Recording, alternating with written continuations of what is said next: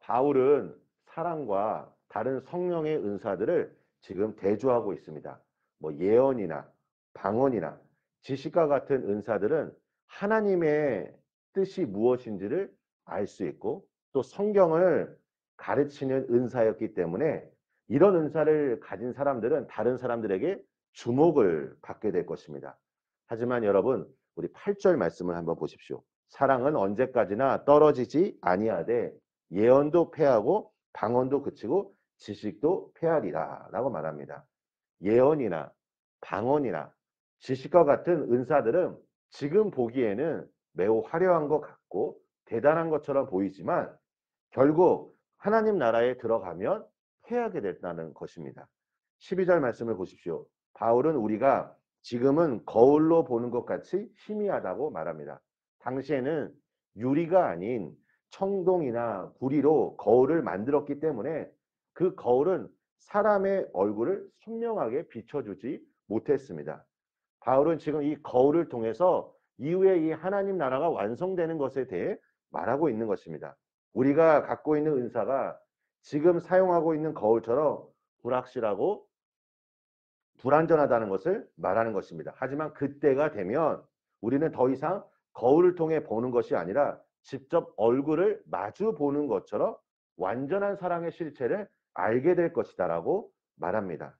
모든 은사는 사라지겠지만 결국 믿음과 소망, 사랑은 항상 남아있을 것인데 그 중에 제일은 사랑이다라고 바울은 전합니다. 우리 사랑하는 성도 여러분, 우리가 이 성령의 은사는 참으로 귀하다는 것을 알 것이라 생각합니다. 성령의 은사를 통해 우리는 하나님께서 맡겨주신 사명을 감당할 수 있을 것입니다.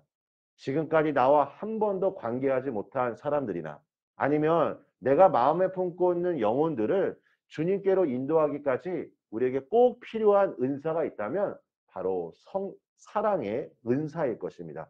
사랑의 은사가 있어야 우리가 그 영혼을 향한 사랑과 열정, 또 포기하지 않는 마음으로 그들을 위해 계속해서 기도하고 섬기게 될 것입니다. 막상 우리가 복음을 전하다 보면 우리가 실망감을 가질 때도 참 많이 있습니다. 저도 마찬가지입니다. 저도 사역을 하면서 왜 사랑을 구해야 할까요?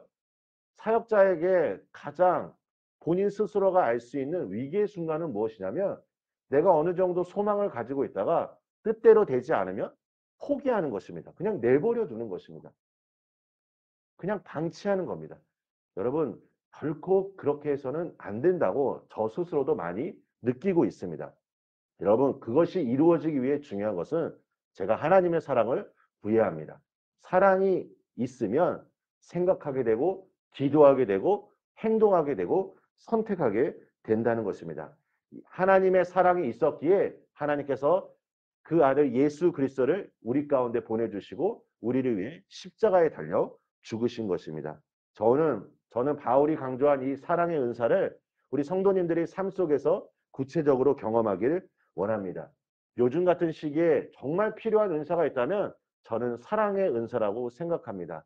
많은 사람들이 사랑받지 못하고 또 많은 사람들이 서로를 믿지 못하고 있는 이때에 우리 반석교회가 이 지역 가운데 하나님의 사랑의 빛을 세상 속에 널리 전하길 소망합니다.